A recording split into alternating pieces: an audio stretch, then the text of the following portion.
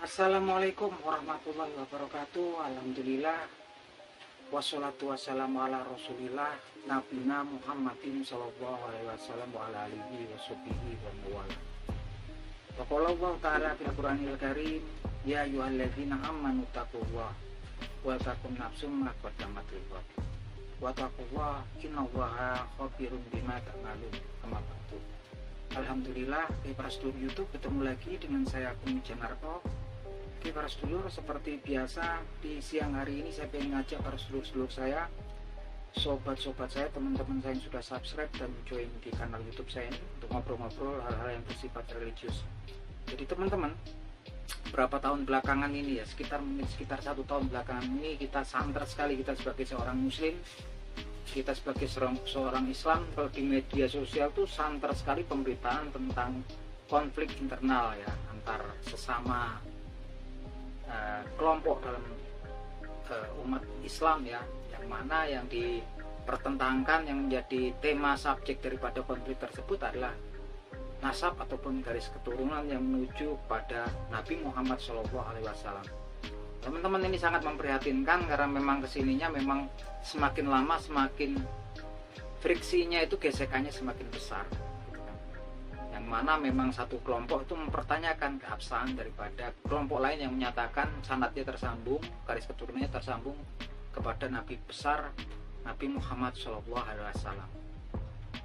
Nah, kita nggak ngerti nih sampai kapan gitu kan selesainya, tapi yang jelas Nabi Muhammad SAW sendiri menjelang akhir hayatnya, sebelum beliau wafat, beliau juga sudah mengkhawatirkan kalau suatu saat nanti beliau khawatir, sepertinya beliau khawatir kalau kemudian ada orang-orang yang kemudian memuji beliau secara berlebihan gitu kan. Dan ini memang pesan beliau ini terdokumentasi gitu kan dalam sebuah hadis yang diriwayatkan oleh Imam Bukhari rahimahullah, yang bunyinya sebagai berikut. Bismillahirrahmanirrahim. La tutruni kama atrat an-nasara ibna Maryam. Fa inna ma'ana abdu.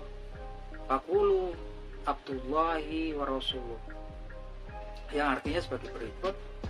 La tutruni kama atrat an-nasara ibna Maryam. Janganlah kalian memujiku secara berlebihan seperti kaum Nasrani memuji Isa al-Masih atau Isa alaihissalam putra Maryam secara berlebihan. Fa inna ma'ana abdu, karena sesungguhnya aku adalah seorang hamba. Faqulu abdullahi wa rasuluh, dan kemudian maka katakanlah hambanya Allah Subhanahu wa taala dan utusannya. Nah, jadi memang jauh-jauh hari juga Nabi Muhammad itu sudah berusaha mencegah kalau kemudian kesininya ada kemudian pengikutnya, ada sebagian dari umatnya yang kemudian akan memuji beliau secara berlebihan. Kenapa saya bahas ini teman-teman? Karena memang ada sekelompok orang dalam internal orang Islam yang kemudian sepertinya mengarahkan gitu kan untuk memuji-muji mereka atas garis nasabnya secara berlebihan gitu kan, untuk kemudian mengistimewakan mereka gitu kan, memberikan privilege yang secara berlebihan gitu kan, yang ya sudah berlebihan sekali kalau menurut saya gitu kan. Kalaupun kita memang semua umatnya Nabi Muhammad SAW berharap kemudian dianggap sebagai seorang hamba yang mencintai Nabi Muhammad SAW, cukup kita dengan menghidupkan sunnahnya pun kita sudah dianggap sebagai seorang yang kemudian mencintai Nabi Muhammad SAW. Nah ini ya teman-teman, bahkan diberitakan ya dalam sebuah hadis bahwasanya dalam hadisnya Nabi Muhammad SAW bersabda yang bunyinya sebagai berikut. Bismillahirrahmanirrahim. Ini man ahya sunati faqad ahabbani wa man ahabbani kana ma'il jannah. Nah, ini hadis ini diriwayatkan dalam sebuah kitab ya, kitab Ajami Asahir, yang artinya sendiri man ahya sunati, barang siapa menghidupkan sunnah-sunnahku, faqad ahabbani, maka sungguh orang tersebut sudah mencintaiku. Wa man ahabbani karena ma'il jannah, barang siapa kemudian mencintaiku maka dia akan bersamaku nanti di surga. Itu sudah jelas sekali ya bentuk daripada kecintaan kita salah satunya adalah menghidupkan sunnahnya gitu kan, bukan kemudian malah kemudian banyak cerita-cerita kurofat, cerita yang orang kemudian bisa mi'raj naik bertemu Allah sampai 70 kali sehari, yang ini kita nggak ngerti ya gitu kan. Ini kita nggak, itu yang diceritakan kan memang kemudian banyak cerita yang sebetulnya kalau untuk saya sendiri sebetulnya agak membingungkan gitu kan, yang kemudian bisa dia lagi ngaji diganggu seseorang yang lagi disiksa di alam kubur, dibentak malaikatnya, ini nggak ngerti kita cerita-cerita yang seperti ini. Tapi yang jelas para sedulur, kalau kemudian kita sebagai seorang muslim, kita seorang yang insya Allah kita berusaha menjadi seorang yang beriman, tentu referensi kita adalah Al-Quranul Karim dan hadisnya Nabi Muhammad SAW. Itu udah jelas banget ya gitu kan, bahwasanya bentuk daripada kecintaan pada Nabi Muhammad SAW itu banyak banget. Ketika kita melakukan sholat, di tahiyat kita sudah menyebutkan, mendoakan Nabi besar Nabi Muhammad SAW beserta para keluarganya. Allahumma sholli ala Muhammad wa ala ali Muhammad kama sholaita ala Ibrahim wa ala ali Ibrahim.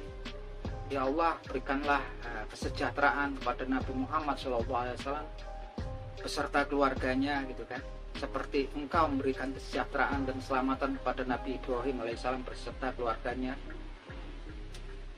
Wa barik ala Muhammad wa ala ali Muhammad kama barokta ala Ibrahim wa ala ali Ibrahim, dan berikanlah keberkahan pada Nabi Muhammad SAW beserta keluarganya seperti engkau memberkahi Nabi Ibrahim alaihissalam beserta keluarganya. Nah, ini teman-teman, itu bentuk-bentuk kecintaan kita gitu kan, bukan kemudian kita diarahkan untuk kemudian dijejeli oleh cerita-cerita yang ya kita nggak ngerti lah, cerita-cerita yang sebenarnya kalau saya sendiri sebagai seorang yang pernah mengenyam pendidikan, educate, tentunya kita bingung gitu kan. Ini ada yang kemudian bisa mi'raj naik turun ke langit sampai 70 kali gitu kan, bertemu Allah Subhanahu wa taala. Nabi Muhammad sendiri bertemu Allah Subhanahu wa taala pun bertemunya sekali ya ketika Isra Mi'raj aja, peristiwa Isra. Selainnya dia melalui wahyunya ya, malaikat Jibril.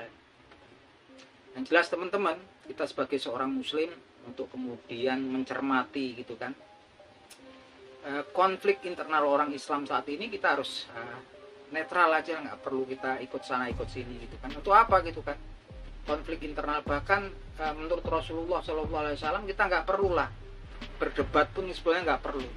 Dan sekalipun kita benar, baiknya lah kemudian kita tidak meladeni debat tersebut. Dan Rasulullah SAW menjamin, beritakan akan ada diberikan rumah oleh Allah Subhanahu wa taala di pinggiran surga bagi orang yang kemudian nggak mau berdebat gitu kan, sekalipun dia berada di pihak yang benar.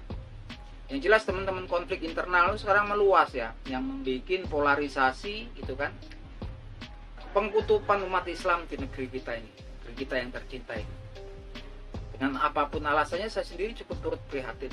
Tapi yang jelas jauh-jauh hari gitu kan, Nabi Muhammad SAW sudah menjelaskan dalam hadis yang pertama tadi yang diriwayatkan oleh Imam Bukhari rahimahullah, bahwasanya beliau gitu kan, beliau pribadi menjelang akhir hayatnya sendiri sudah berpesan, pesannya sangat mulia gitu kan.